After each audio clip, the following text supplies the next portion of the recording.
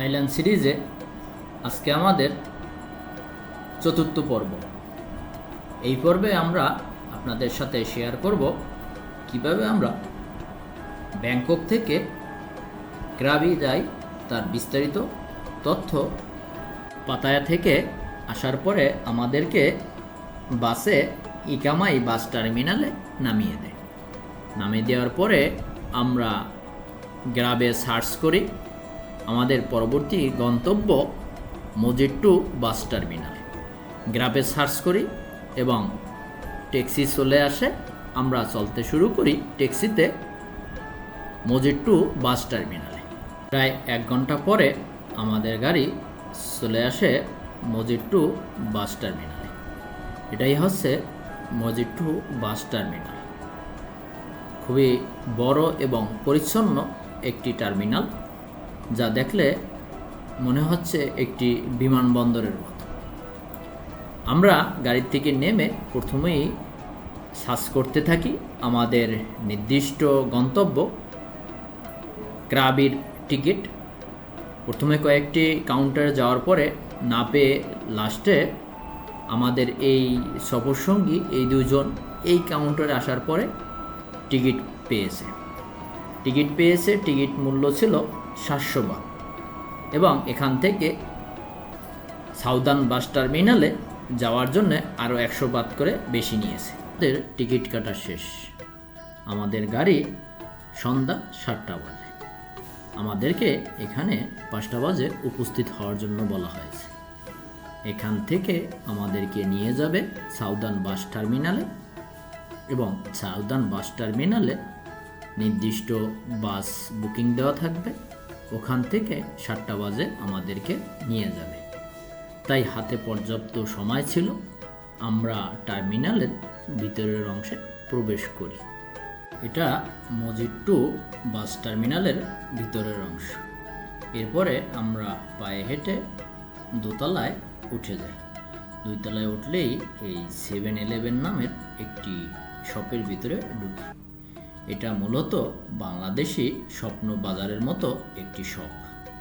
এটা আমাদেরকে কিছুটা উপকারে দিয়েছে, কারণ আমরা যত্রতত্র এদেশের খাবার খেতে পারি না। যার কারণে এখানে কিছু রাইস এবং এগ আইটেমের কিছু খাবার রয়েছে। এই খাবারগুলো আমাদের জন্য খুবই উপকার দিয়েছে। তাই আমরা এখান থেকে কিছু খাবার নিয়ে আমাদের দুপুরের লাঞ্চ শেষ করে নিই। ঠিক 5টার সময় আমরা আমাদের টিকিট কাউন্টারের সামনে চলে আসি। সামনে চলে আসলে ওরা আমাদেরকে এই একটি মাইক্রোতে করে সাউদার্ন বাস টার্মিনালে নেওয়ার ব্যবস্থা করে। এখানে উঠে আমরা আরও কিছু যাত্রীর জন্য অপেক্ষা করতে থাকি। কিছুক্ষণের ভিতরেই আমাদের গাড়ি ছেড়ে দেয় এবং আমরা চলতে শুরু করি সাউদার্ন বাস টার্মিনালের উদ্দেশ্যে। এটাই হচ্ছে সাউদার্ন বাস টার্মিনাল। সাউদার্ন বাস টার্মিনালে আসতে আমাদের সময় লেগেছে প্রায় 40 থেকে 45 মিনিট। সাউদার্ন বাস টার্মিনালের থাই ভাষায় সাইথাইমাই নামে পরিচিত। সাউদার্ন বাস টার্মিনাল থেকে ক্রাবি বাস টার্মিনাল পর্যন্ত দূরত্ব 760 কিলো। আমাদের যেতে সময় লাগবে 12 থেকে 14 ঘন্টা। আমরা অপেক্ষা করছি আমাদের গাড়ির জন্য। আমাদের গাড়ি 7টা বাজে, এখনও আমাদের গাড়ি এসে পৌঁছায়নি। এগুলো হচ্ছে এই বিভিন্ন রুটে যাতায়াতের জন্য ডাবল টেকার এসি গাড়ি। এখানে নন এসি কোনো পরিবহন নেই এবং সবগুলো ডাবল টেকার এবং এসি। আমরা একটু টার্মিনালটা একটু ঘুরে দেখতেছি। এই টার্মিনালটাও মজিট্টু টার্মিনাল থেকে আরও বড়। এটা মূলত এখান থেকে দূর দূরান্তের গাড়িগুলো যাতায়াত করে থাকে। এটা এখান থেকে বিশেষ করে দক্ষিণ অঞ্চলের গাড়িগুলো যাতায়াত করে। দক্ষিণ অঞ্চল বলতে থাইল্যান্ডের দক্ষিণ অঞ্চল, ফুকেট এবং ক্রাবি মূলত দক্ষিণ অঞ্চলের ভিতরে পড়েছে। আমাদের গাড়ি চলতে শুরু করে ঠিক 7টার পরেই। আমরা ক্রাবির উদ্দেশ্যে ছুটে চলছি। যেতে যেতে আরও কিছু তথ্য জেনে নিই। আমরা যে 700 বাতের বিনিময়ে এই গাড়ির টিকিট করেছি, এটি ডাবল টেকার এসি গাড়ি। আমাদের সিট উপরেই ছিল। এই গাড়িতে ওয়াশরুমও রয়েছে। গাড়িতে ওঠার সাথে সাথে আমাদেরকে 1 বোতল পানি এবং হালকা নাস্তার ব্যবস্থা করেছে। এছাড়াও রাতের ডিনারেরও আয়োজন আছে এই টিকিটের মধ্যে। ঠিক রাত্র 12টার সময় আমাদের গাড়ি যাত্রা বিরতি দেয়। আমরা গাড়ি থেকে নেমে ফ্রেশ হয়ে আমাদের টিকিটে যে ডিনারের ব্যবস্থা ছিল তা আমরা টিকিটটি দেখিয়ে গ্রহণ করি। এরপরে এসে গাড়িতে উঠি এবং আমাদের গাড়ি আবার চলতে শুরু করে ক্রাবির উদ্দেশ্যে। আমাদের গাড়ি ঘন্টায় 100 কিলোমিটার বেগে ছুটে চলছে ক্রাবির উদ্দেশ্যে। কিছুক্ষণ যেতে না যেতেই আমার চোখে ঘুম চলে আসে এবং আমি কখন যে ঘুমিয়ে পড়ি তা আমি নিজেই জানি না। যখন আমি ঘুম থেকে জাগি তখন দেখি আমার ঘড়িতে সময় সকাল 7টা বাজে। থাইল্যান্ডের প্রাকৃতিক সৌন্দর্য আর গ্রামীণ পরিবেশ উপভোগ করতে করতে আমরা ছুটে চলছি ক্রাবি বাস টার্মিনালের দিকে। থাইল্যান্ড আসলেই একটি প্রাকৃতিক নৈসর্গের দেশ। বিশেষ করে ফুকেট এবং ক্রাবি না আসলে তা অনুভব করা যাবে না। আমরা যে পথ দিয়ে যাচ্ছি এটা একটি ক্রাবির হাইওয়ে রোড।